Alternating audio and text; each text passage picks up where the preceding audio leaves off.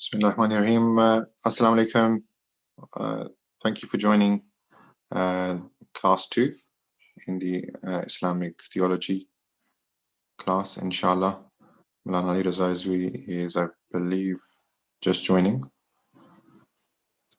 And we are live on YouTube for this session as well. Alhamdulillah, over 80 students have enrolled so far. And I hope everyone who has joined has already received an email at least once. Apologies for those who received it the first time as well. You've received another copy of the same one, but that was done just in case you may have missed it. And inshallah, this, like last session, this will be 1 hour long approximately. And Molana Raza Rizvi has informed that in this class we'll be looking at from the book in the PDF version. This is lesson 3 and 4. So throughout the session we will be doing a bit of screen share as well. But you should have the PDF. And if you have any questions, like last time, please do put them down in the chat, inshallah. And there will be a chance to basically raise your hands or speak up at the end of the session.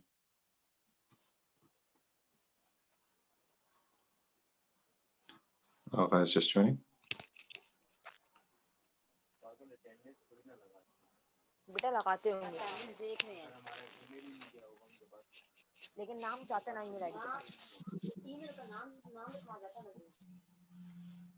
Can you all go on mute, please? And I believe Molana Raza Rizvi is online now.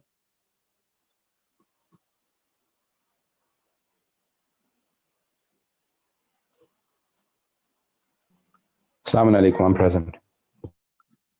Wa alaikum assalam.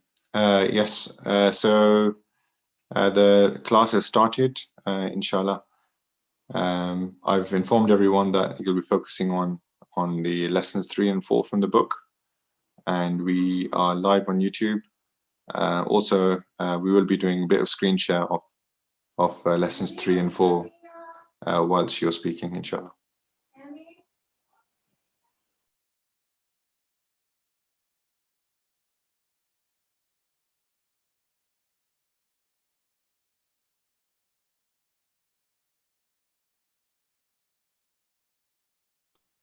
Are you able to turn your video on?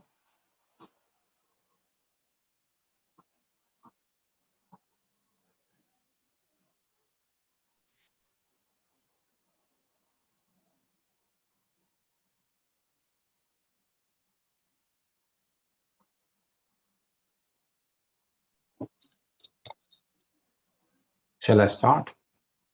Yes, please. Okay.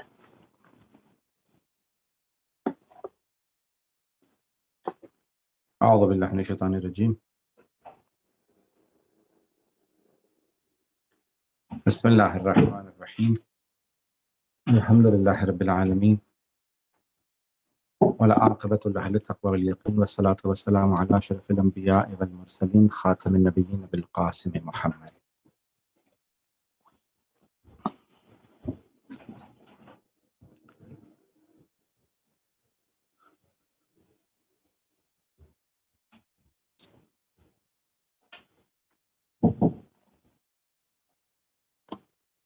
وآله الطيبين الطاهرين المأسومين لا سيما بقية الله كل رذين روحي وأرواح العالمين على تراب مقدمه الفداء.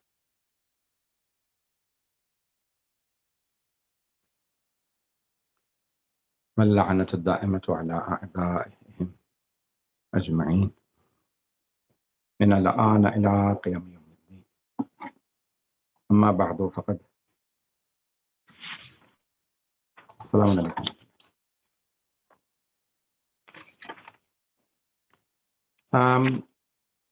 Last week in lesson 2 we finished at the point that why is it important to study religion and how does it help us in our lives and in the hereafter, or in our lives, in this life.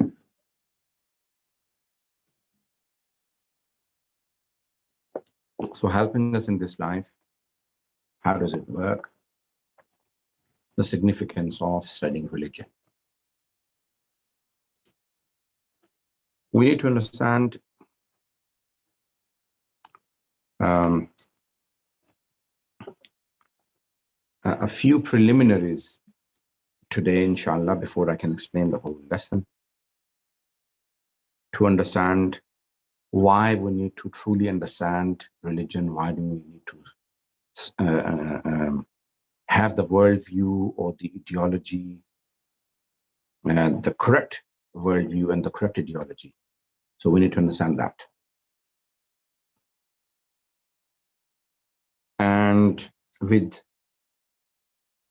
correct worldview and correct ideology, there may be salvation for us in the hereafter, but even in this world, it is extremely important that we understand. So Atullah Misbah Yazdi, who is quite ill at the moment, in Qom, in his house, he says 3 preliminaries that we need to understand. Number 1, that man or human beings existentially pursues perfection.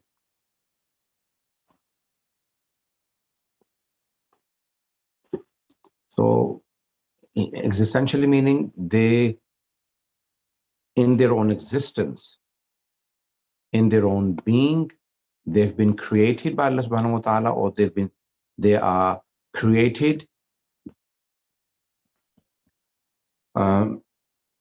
to pursue perfection, kamal.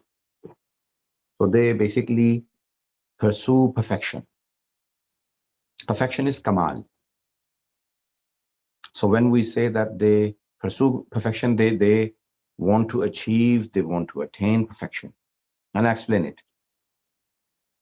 So that's the first preliminary. Second preliminary is that human perfection is achieved in the light of active free will, okay, which arises from the command of the intellect. Yes, so the intellect leads us to, through free will, to achieve perfection. So that's our second preliminary. And the third preliminary we need to understand is that the practical rules of the intellect take form under the light of understanding speculative realities.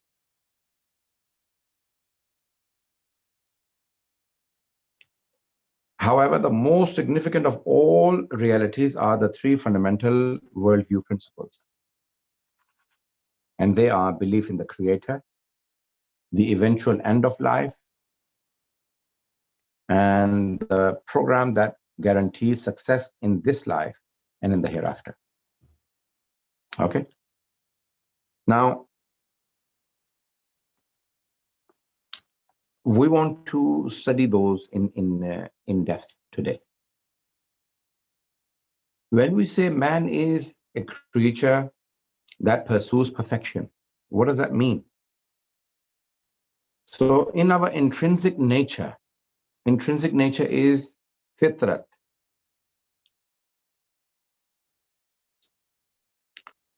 In our fitrat, our intrinsic nature, we want perfection. And anything we have been taught to believe that it is perfection, we want it. And we do not wish to have faults. We want to rid ourselves from the defects, imperfections, and we always want the perfection in our lives.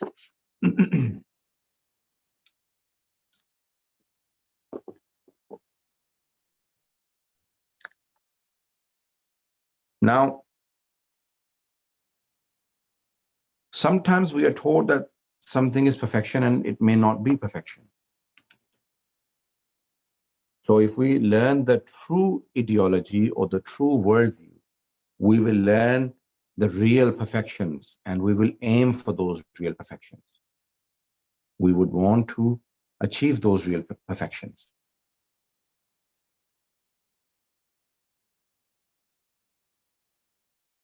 Now, a man's perfection is achieved by following the intellect.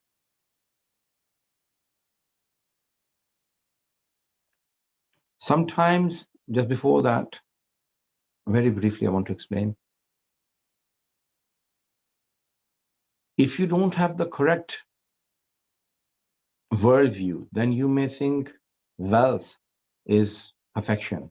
You know, when we teach our children that you need to have a good career, or that good career sometimes means to them power, or they want wealth, they want fame, and they strive towards those things only. They do not think about pleasing God or being a person who has values in life. So it is very important that we have the correct worldview and we have the correct ideology. And for that, the human perfection that we've been created for, we need to understand what is that human perfection. And sometimes we become people who are just show-offs, people who are just pleasing their physical desires and do not do anything to please their creator because they don't believe in a creator. So we need to understand what this human perfection is. So human beings, you know, they pursue perfection. They always want perfection. Is perfection, what is that perfection? So we need to understand.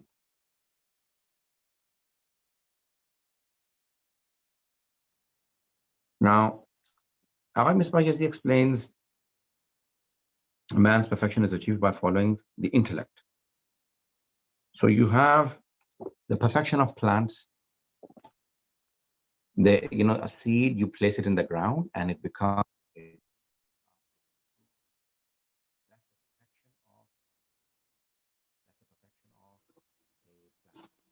Molana, we lost your voice.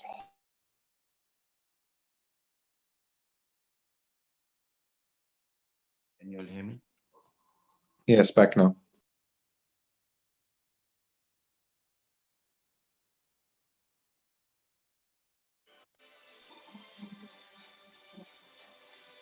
We can hear you, Molana. Sorry, I basically go on. I use my phone to go on to Zoom and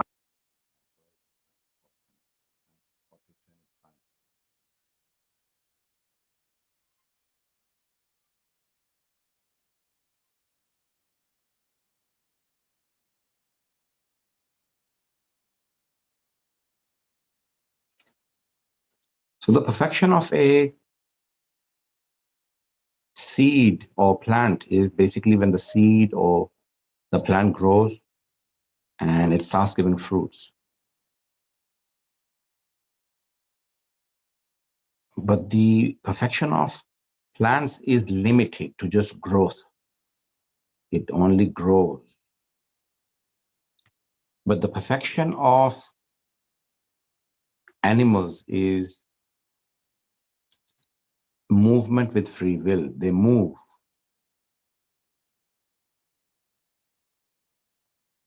And when they move, they can make decisions of where to move, what to eat, where to live. animals and birds. However, the animals do not have shu'ur. They don't have intellect. So they do everything, it's mechanism,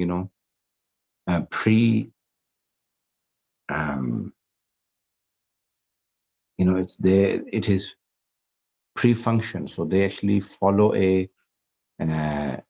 nature. They don't have the free will with intellect. Human beings have the free will and they have intellect. Now that you understand that this is basic. This is quite easy to understand that we have perfection. We pursue perfection, and then we have free will, and then we have intellect. Now, the human perfection is through intellect and through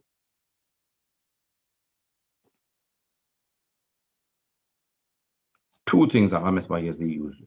He says that the desires arising from his intrinsic nature that are not limited to the physical needs. So they're not limited to physical needs. And secondly, the power of intellect by which man can expand his realm of knowledge infinitely. So human beings have unlimited mode of perfection, or they can continuously improve. For example, the Holy Quran says, "Ittaqullah haqqa tuqatih." Fear Allah subhanahu wa ta'ala, or be self-conscious and the way it deserves to be, as perfectly as you can. So there is no limit to improvement in human beings.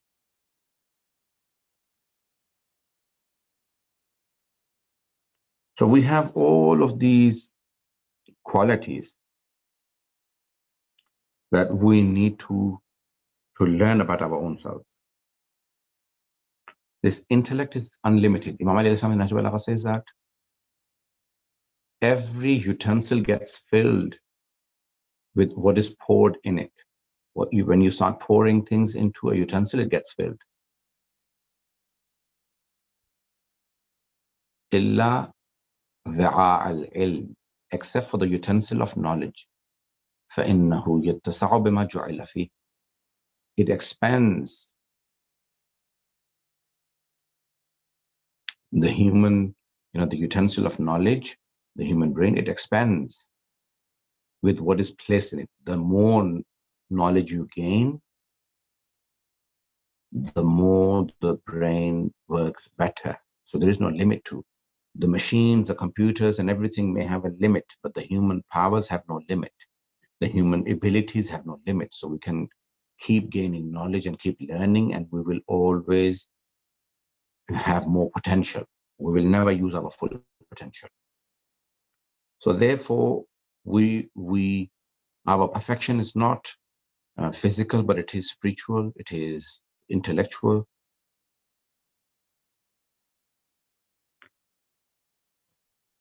So based on the above, we can deduce that human behavior is firmly established on the quality of free will, which evolves from special desires that are selected and approved by the intellect. That is the most important thing. So we have the free will, but it is approved by the intellect, by shu'ur, by aql, by our brain, our intellect. The practical rules of the intellect require a theoretical basis. This is the last part to be understood in this lesson, and it is very important because the next lesson will be based on it. Human behavior used in conjunction with free will is a means to attain desired objectives. This behavior becomes of its objectives is valuable as it affects human perfection. A behavior, however, that alters perfection will subsequently have a negative value. So sometimes what happens is,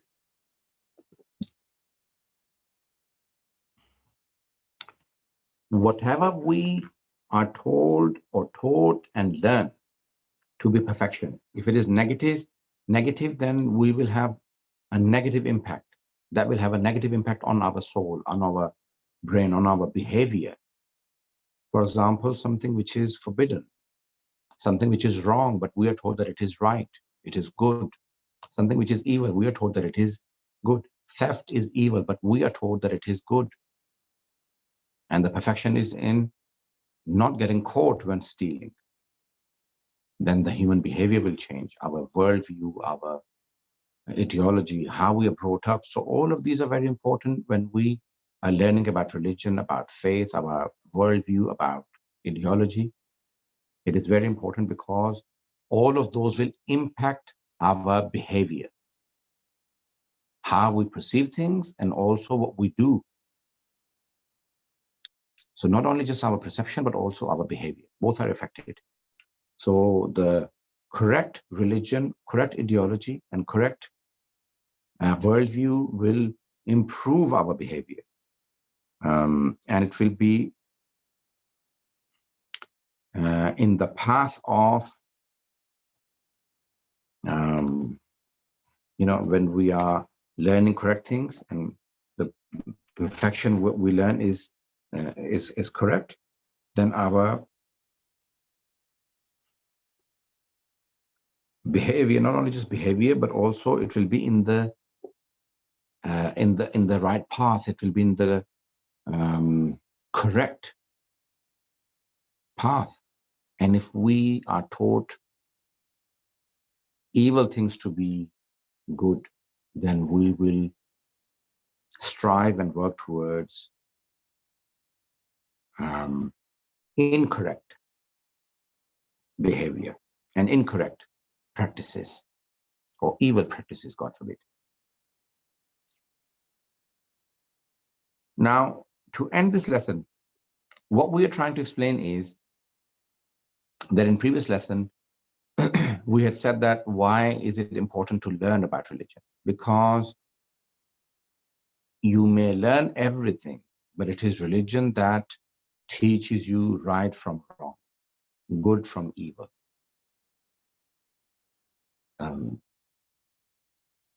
The correct from wrong, all of those things are taught to you by religion, by your ideology, or by your worldview.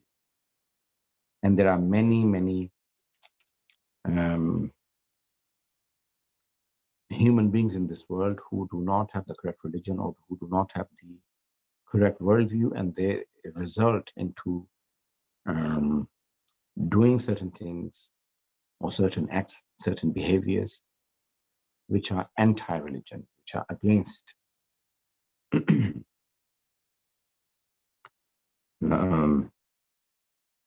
human nature sometimes and human intellect. But because they have been taught that these are correct, they do not even think about those. So it is very important to learn about religion. So as a result, we can say that human beings, they want perfection. And human perfection is intellectual based. It is not physical. It is not merely physical, I should say. So, but it is more intellectual. And third, human beings pursuing perfection, and then being intellectual free will creatures, we want rules and regulations that lead us to think and understand and truly understand our Creator, our life after death, and our life in this world, how to live this life. That's the summary. And for that, basically, we need religion. For that, we need worldview that guides us to believing in the right creator, the true image of the hereafter, and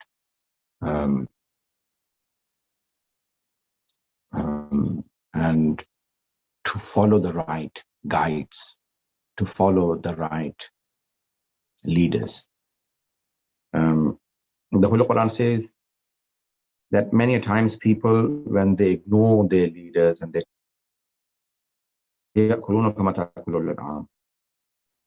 many people eat and drink and enjoy just like the cattle eat. So the animals also eat and enjoy. Many people just eat anything and everything and enjoy it. Their life is not worth anything more than the animalistic life. In another surah, I think Surah Hijr, Allah subhanahu wa ta'ala says, ذَرْهُمْ يَأْكُلُوا وَيَتَمَتَّعُوا وَيُلْهِهِمُ الْأَمَلُ فَسَوْفَ يَعْلَمُونَ. Leave them, allow them to eat and drink. Leave them to eat and enjoy and to be diverted by longings. Soon they will know. So once this life ends, many people just wake up to reality. So this is just basically a deeper study of what I said last week. Why do we need religion? Now, so we need religion because we need to understand our guides and our doings, our wrong and right, our worldview to be correct, our ideology to be correct, and our behavior and practices to be correct. That's why we need religion. Otherwise, we can just follow anything, and we'll find out after death if there was a God or not. Okay. This is just very quickly in brief. Alhamdulillah, we have studied lesson number 3. Lesson number 4. I need everyone's attention because from next lesson, we will be going into studying God, the creator. So even today, I'm not going to talk about the creator. So far we have been just covering why do we need to study ideology? Why do we need to study religion? Why do we need to study in-depth study of the creator, his attributes, the prophets, imams, and the hereafter? So far we are only covering that. So in the previous lesson, this is what we covered, and even today. And inshallah, next week we will start talking about God or the creator, to be honest. Or well, I'll explain when we come to it. Now, lesson number 4 is about epistemology. When we say that knowledge and cognizant, everyone, you need to pay attention to this. So how can these issues be resolved? You know, when we talk about the fundamentals of religion and what is the truth about religion, then how can we resolve it if there are disputes? Some say this religion is correct, that religion is correct. How do we resolve it? And how can we acquire correct fundamental cognitions? And basically, what ways are there to achieve it? And in philosophy, in Farsi, or ma'arifa in Arabic, cognition is ma'arifa. This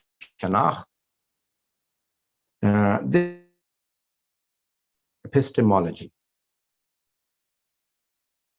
Epistemology is the theory of knowledge with regards to its methods, validity, and scope, and the distinction between justified belief and opinion. So justified belief and opinion is what is studied in epistemology. So the different cognitions or the ma'rifats, ma'rifat al-Rabb, you know, cognition of Lord, our creator, Khaliq, ma'rifat vilayat, you know, the Nabi and Imam, and ma'rifat akhirat, you know, the cognition of the hereafter, the death, ma'rifat al-nafs, you know, cognition of shanakht al-nafs, ma'rifat al-nafs. All of these are basically studied in epistemology, and then it's a very deep study, but obviously it is out of our topic. So we cannot go into epistemology in depth because it's a topic of philosophy. But what concerns us is the different types of epistemology. And then we will choose which of the epistemology type is relevant to us. I hope I have not lost any people so far.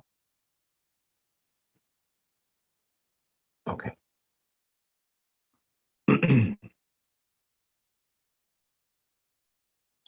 Now, what happens is that there are 4 types of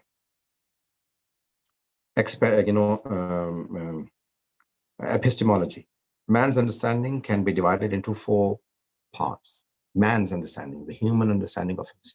So different ma'rifat, different shanakh, different, understandings. Experimental cognition, which is known to be shanakh tajrubi or amali, experimental. Things which are where we can experiment things. We can bring them into laboratory, and they are perceived through our senses. And these sort of cognitions lead to physics, chemistry, and biology. Okay, so these are practical or experimental cognitions. The second is intellectual cognition. Intellectual cognition is formed through the abstraction of concepts. The process is greatly assisted by the intellect. However, syllogisms may sometimes be used as premise. Syllogism is studied in logic. Basically, when you say Socrates is a man, every man is mortal, therefore Socrates is mortal. If you've studied any logic and philosophy, then you will understand this. So Socrates is a man. That's first premise. The first premise, qadiyya, the first qadiyya. The kubra, sughra, and then natija. So you have the first premise, second premise. Socrates is a man. Every man, second premise, every man is mortal. What's the natija? What's the result? Therefore, Socrates is mortal. Did everyone understand that? Okay. Now, intellectual cognition is used in mathematics, in logic, in philosophy. The third understanding of human beings is called cognition of obedience. Ta'abbudi, So the second one was shanakhte aqli. The third one is shanakhte ta'abbudi, cognition of obedience. This cognition is based on information that has been previously gained through a reliable source and is accepted because it comes from a trustworthy person or authority. This type of understanding can sometimes be stronger than those beliefs that have grown from sense, perception, and experimental knowledge. Okay? This is called shanakhte ta'abbudi. So you recognize things. This is haram and halal. Why? Because the Quran says, because the Holy Prophet says, Sallallahu Alaihi Wasallam, the Holy Quran says it. That's why we understand it. And then this is called cognition of obedience. And the fourth one is mystical or intuitive cognition. Mystical cognition, yes? This type of cognition is contrary to all of the above mentioned cognitions. The essence of reality is known without any assistance from mental concepts, intercession, or any procedure whatsoever. However, as intuitive or mystical cognition is based on the interpretation of witness, who is capable of making mistakes. Therefore, there is thus the possibility of this cognition also being wrong. Okay. Why did we study all of these? What sort of approach do we need out of these four that will help us study religion? Everyone with me so far? So we have the experimental cognition. Is that the best one to study religion? Intellectual cognition, and then cognition of obedience and mystical cognition. Which one of these four is the best to study religion, to study faith? Let's analyze them. Now, the experimental cognition is very good, which is used in physics, chemistry, and biology. However, because they are to do with human senses and laboratory and experiment, they cannot include God because God is intangible. So you cannot touch or taste or smell or see or hear God. Therefore, experimental cognition is not the best for studying religion. So scientific worldview, based on the results of experimental knowledge, man develops a universal vision, which can be known as scientific worldview. So that is not, the scientific worldview is not sufficient, to be honest. Not that it is not good, it is not sufficient to study about religion, because religion has a lot of things like God, angels, spirit, the hereafter. None of those can be brought into laboratory or into the human experiment or human senses. Everyone with me so far? Now, the second is philosophical worldview. The worldview is based on the vision that is acquired from intellectual arguments, okay, intellectual arguments, like logic, philosophy, mathematics. This is the best to study religion. The third is religious worldview. So if it is based on experiment, then it is called scientific. If it is based on intellectual, then it is called philosophical worldview. If it is cognition of obedience, then it is called religious worldview, because it's based on obedience. So you already believe in God, you already believe in a prophet or a leader, like Jesus. Christians believe, the Jews or the Hindus or the Muslims, they will always follow the cognition of obedience. That is not the best either. Why not? Because to study religion through obedience,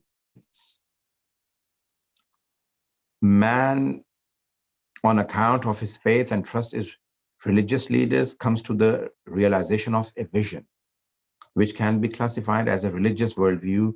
And this is basically that you already have faith in a religion. So it is not, you're already, you have already bounded yourself to Bible or Torah or Quran or to Gita or to Guru Granth Sahib or any book or any teachings. So a religious worldview is not the best to study religion freely. Although once you have convinced and proven to yourself through philosophical worldview that this is a perfect religion, then it is the best way to follow it. Once you have proven that yes, there is a God, Quran is the word of God, Muhammad sallallahu alaihi wasallam is the messenger of God, Imam Ali alayhi salam is the wali of God, then it is wajib to follow and obey the, follow, the worldview, the religious worldview. Okay. The fourth one is mystical worldview, which is known to be Gnostic worldview. Yes, the fourth one was mystical cognition. Yes, mystical cognition is called Gnostic worldview.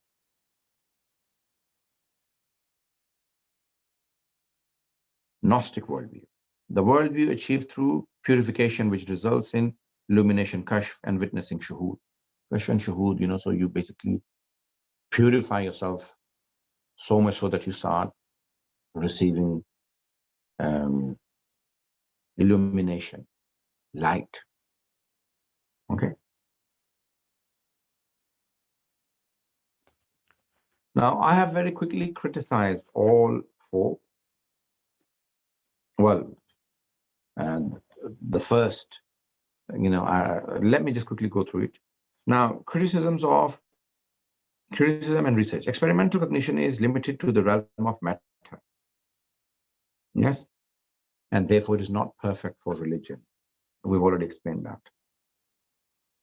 And ta'abbudi, we explained that because you already believe in that religion. So you will always be submitted.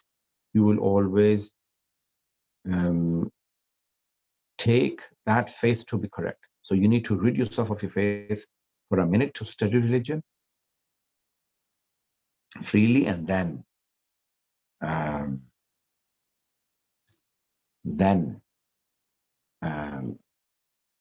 study religion. Okay, rid yourself from your own faith and then study religion. But the best one is, we said that, philosophical, because it is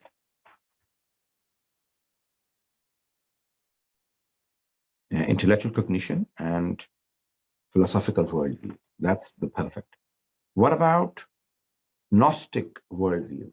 The Gnostic worldview. Yes, he says because you already again have faith, and he gives 4 or 5, 4 reasons against it. Yes, 4 reasons against it. Number 1, he says that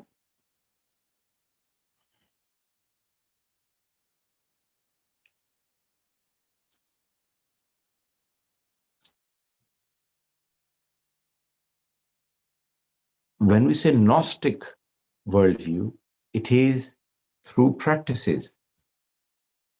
So we need words to put it into our understanding.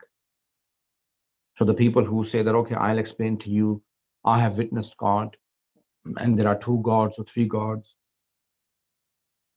Well, first of all, how do we know that their experiment was not a mistake? So he says a number of criticisms. Number 1, have they made a mistake? Was their experiment from Shaitan or from God? Did they really witness something? And if they did witness something from God, do they have the words to put it into good words? So they need a lot of education to be able to explain their experience through words. And he says also that the people who say that they experience are under the influence of imagination and explanation that a mind would give, even for the person witnessing, and could be inaccurate.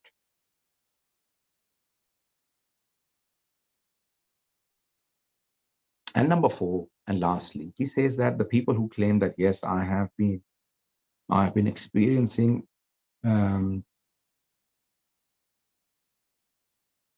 spiritual cognitions to get to God, they already believe, and that's when they do Sayru, that's when they do a lot of ibadat or worship, and they start to believe, for example, as Buddhists or Hindus or Muslims, as Sufis or whatever. So they will already believe, and then they will go to the path of spiritual experiences or spiritual experiments or spiritual journeys. So if they already believe and then practice, then that is not the way to study religion, because you need to study religion before you start to practice. Before I worship the idols, or before I worship God, or before I worship myself, or I worship the Satan, I need to understand and recognize that, am I my own God, or is there a God for me, or do I have many gods, or do I not have a God? So I need to understand beforehand to be able to go down that line. So this is not the best method. So the Gnostic worldview is not the right. So what is, as a conclusion, we say that the best method to study religion and God and the hereafter and the guides is the philosophical worldview or the intellectual, aqli, not of experiments, not of religion, ta'abudi, which is obedience, and not of Gnostics, irfan, or Sufi, but intellectual. Intellectual, aqli. Intellectual is philosophical. Through logic, through basic logic and philosophy, we need to understand. Now, you don't need to be a philosopher or logician to understand religion, because a layman will not know logic and philosophy. But to understand religion, you need intellectual reasoning. Did everyone understand? So you can ask questions now. I have completed lesson number 4 as well. It'll be better that if you ask questions, then I will clarify a lot. Jazakallah. If everybody could either raise their hand or put a question in the chat. We have a few ready.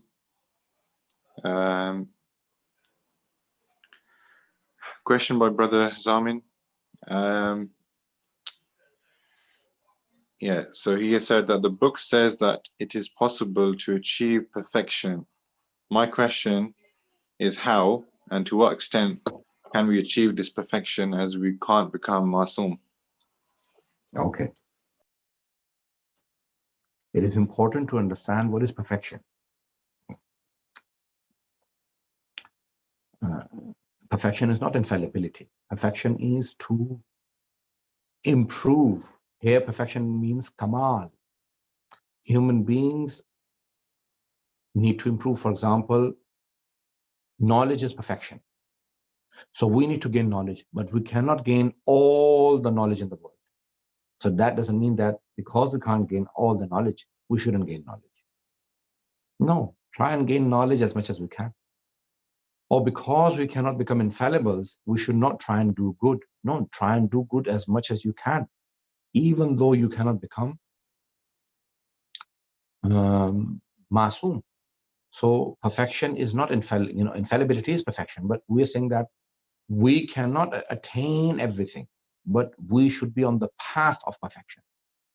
Perfection doesn't mean that you become perfect. Perfection means what are the things that we should aim for, not the things that we surely must become. No, we are on the path of knowledge, for example, where we cannot gain all the knowledge. We cannot become infallible. So we follow the infallibles and we follow the path of good. Likewise, ibadat of Allah subhanahu wa ta'ala is perfection. We cannot do all the ibadat of Allah subhanahu wa ta'ala. Let's do some ibadat. So we're on the path. So perfection is not to become perfect. No one can become God. No one become Muhammad sallallahu alaihi wasallam or Ali ibn Abi Talib. No. Perfection means that you're on that path. You're on the right path. That's perfection. So the perfection of a seed is that it becomes a plant. It starts giving fruit. The perfection of an animal is that it has offspring. It grows big and it has offspring. The human perfection is not to have children and to grow big. Human perfection is through intellect, through knowledge, through practice, through improvement. Do you understand now? There's another question. I'll just paraphrase it. It's regarding philosophical view. Is it required to have the philosophical view to study all parts of religion or just certain aspects of it? When we say philosophical, it doesn't mean philosophy. Philosophical means reason. When you say, what's the philosophy of wearing glasses? Meaning to see things better. What's the philosophy of wearing a black turban? To indicate that I'm a Syed, for example. So when we say the philosophy behind something, means reasoning. Okay? So what we are saying is that when we need to study religion from philosophical point of view, meaning we need to study religion from reasoning. So we need to reason all parts of religion through reason, according to the Fiqh Jafari. Can I just ask a related question? Is there a difference between reasoning and using akal? No, reasoning is akal. Okay. Akal. And when we say akal, it is intellect or reasoning. And philosophy in this lecture means reasoning, not philosophy as a subject. Philosophy meaning reasoning. So you study religion through reasoning, through akal, not through ta'abbud or experiment, or obedience or gnostics. No, through reasoning. Is it clear now? Thank you. We still have some time. There's a few more questions. The question is, if you are the most sinful person and you seek forgiveness, would Allah, with His mercy, forgive you and make you follow the right path? It's not quite related, but just a question. So even if a person is sinful and they still believe in God, first of all, Imam al-Islam says, no matter how many sins you have, never be hopeless of Allah's mercy. And no matter how many good deeds you have, never be proud of don't be arrogant of your good deeds, because your arrogance will kill all of your good deeds, and your hopelessness from Allah's mercy will not have you forgiven. So Allah will forgive, but you need to have faith in Allah's mercy. Raza, there's a question regarding mysticism. It is, why is devotional and mystical understanding not good to study religion? I think you kind of touched on it, but it was quite complicated. So okay, try and simplify it. We are not saying that it is not good, but we are saying that it is not the right approach for a layman or an ordinary person. Because number one, when we say that Gnostics, then you already have belief. Because it is to do with shuhud. There is no reasoning. It is all to do with, for example, oh God, fill my heart with belief. Let me tell you a story. It can be, but it is not ideal. That's what we are trying to say. We are saying that it is not ideal. There was a person, he says that a convert, a revert, he says that I went to a debate about God. And one side was saying that there is a God, God exists, and the other one was saying that God doesn't exist. So he said that, the debate went on and on for over 2 hours. And I listened to both of them, and they both claimed that they had won. So he said, I realized that I'm still confused. I have not learned that there is God, and I have not learned that there is no God. So what do I do? So it was early evening, and the sun was setting. He said, I went to a park, and I sat down, and I started crying, and I said, oh God, if you really exist, I want to believe in you.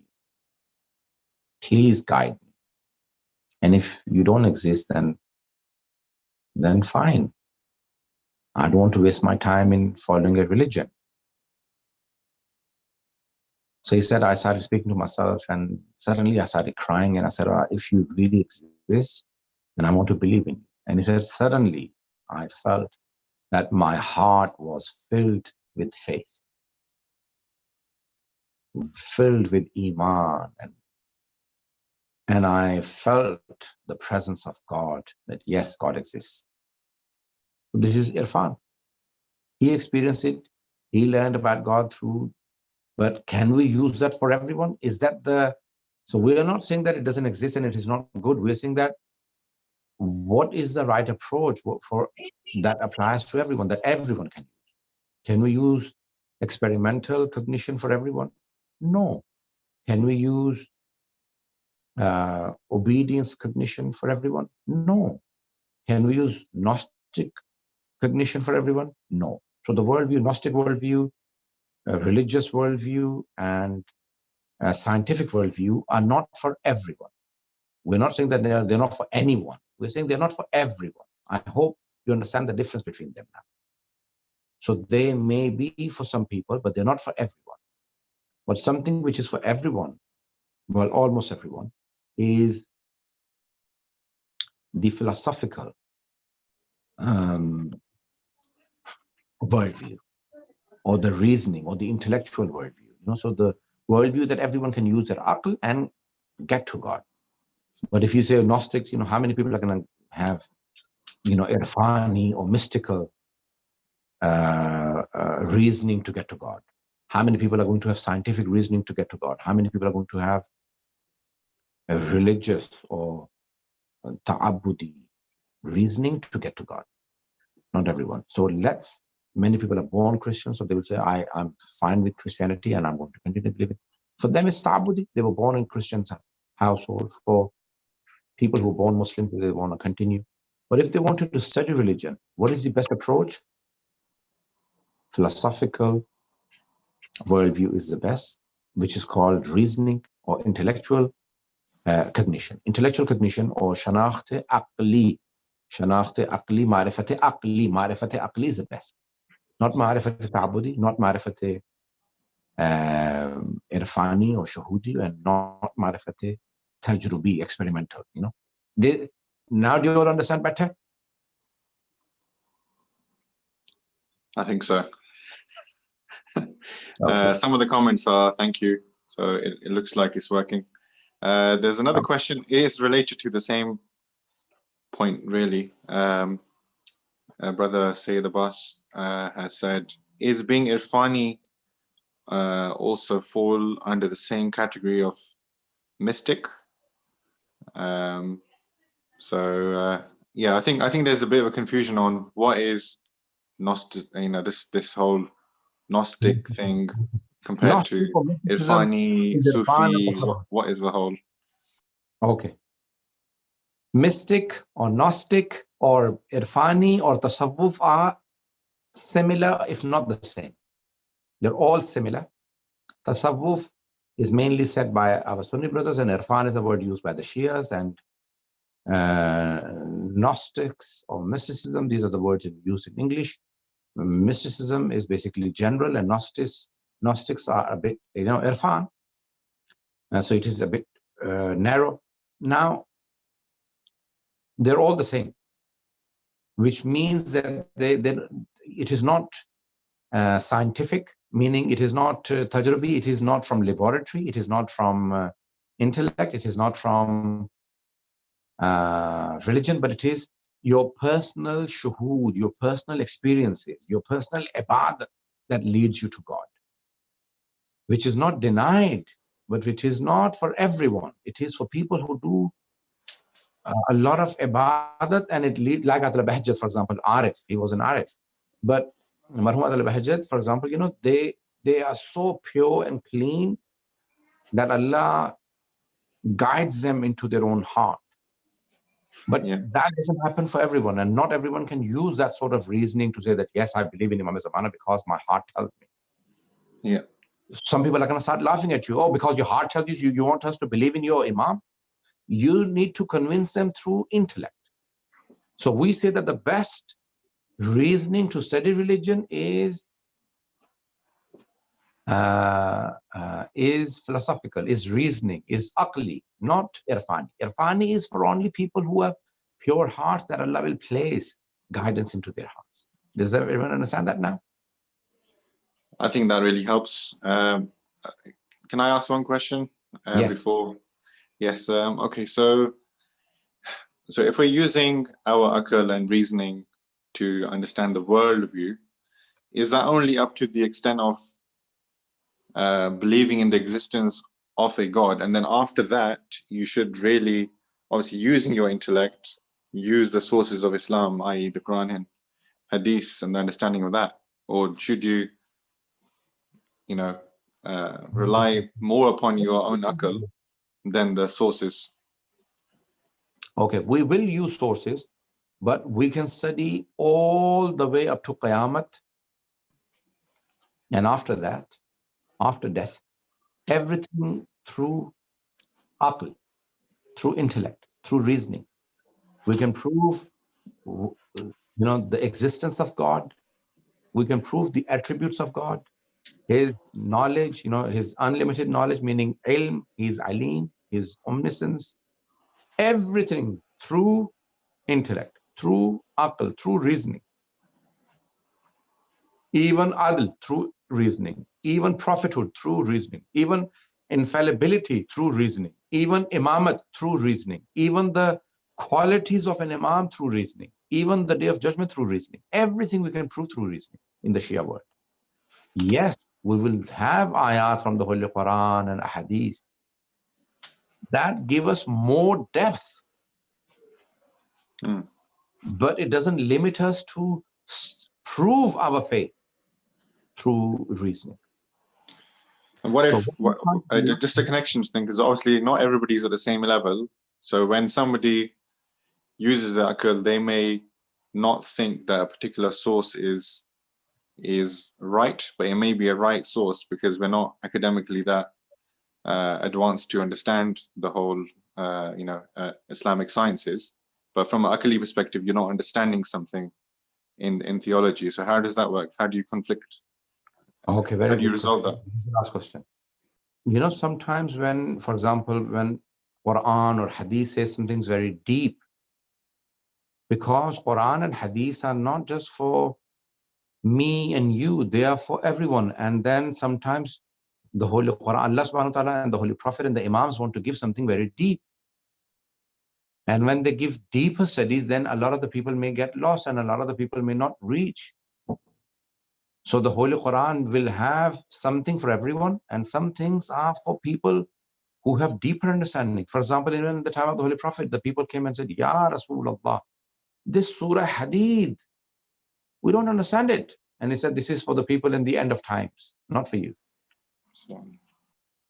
For example, هو الأول والآخر والظاهر والباطن وهو بكل شيء قدير. He is the hidden and the apparent. Well, hang on. This is my apparent. This is my skin. But my hidden is inside me. Yes, my heart. What is apparent is not hidden. What is hidden is not apparent. Did you all follow? What is concealed is not apparent, and what is apparent is not concealed. But the Holy Quran says, Huwal awwalu wal akhiru. He is the first and he's the last. He's the apparent, he's the hidden. Anyone who is the first, for example, someone says, I am the first in the class. I came first. The other guy says, I came last. So the first one is not the last, and the last is not the first. But Allah says, Allah is the first, He is the last. The people in that are, hang on, how can Allah be the first if He's the last? And if He's the last, then how can He be the first? He is the first, there was no one before Him. He's the last, there'll be nothing after Him. I can explain and go on, and if you go and study some of the philosophers, you think, oh my God, I read the Holy Quran and I understand it, but when I read some of the Mufassirin, some of the great Mufassirin, even I think, oh my God, what they have understood, I've not understood. When I read the commentaries of the traditions of the Ahlul Bayt alayhimus salam, the commentaries, some of the great scholars have written, I understand the hadith when I read it, and I enjoy it, I love it. But when I read the understanding of those great scholars, then I think, oh my God, what they have understood, I've not understood. So it is important that, yes, so the Holy Quran is not against aql, it is more in depth. It is more in depth. So the deeper you go, just like the ocean or swimming pool, don't go into the ocean. Just a swimming pool. You're on the shallow end when you don't know how to swim. When you are a swimmer, then you go on towards the deeper end. And when you are a very good swimmer, then you go to the deepest side. When you go to the oceans, even if you know how to swim, then you don't still go to the right because the waves are so big. So the deeper you can only go when you are equipped. And the Holy Quran and Hadith may say certain things, which are beyond common sense, which is beyond normal intellect, which is beyond, it is for high intellects, people who are very knowledgeable, who are deep in knowledge, and sometimes much deeper in knowledge than us. So they're for everyone. They're not just limited for us. Did I answer your question, Amir? Geez, thank you. That was really good. There is maybe one more question in writing. Is that okay? Okay, last question, please. Oh, actually, that's a comment. Let me just see. There was one question about Agha Taqi Bahjat, whether he was born a mystic and whether we can reach that state. Okay. He wasn't an infallible, so he achieved what he achieved. But sometimes, remember, you cannot achieve anything without tawfiq. Tawfiq is the potential Allah gives you. So the tawfiq is from Allah subhanahu wa ta'ala. Sometimes people utilize their tawfiq and potential. Sometimes they don't. And most of us do not utilize our potential. We have a lot more potential. Even if you go to the greatest of the philosophers and fuqaha, jurists and everyone, they will tell you that they haven't utilized their full potential. So we never ever utilize our full potential. Okay, so it is important that we improve and we learn. And Allah Ta'ala says, no matter who you are when you go to the paradise, except for the infallibles, everyone will regret. I wish I did more. They will say I did more. So then there is room for improvement. One second. Just can I ask you for your email address, please? Ali Rizvi 114@gmail.com. Ali ALIRIZVI 114@gmail.com. But because it's going on, I think YouTube, so I think many people will get it. I don't have the time to answer all the emails. You know, I sometimes spend 4 or 5 hours a day, trying to answer the emails.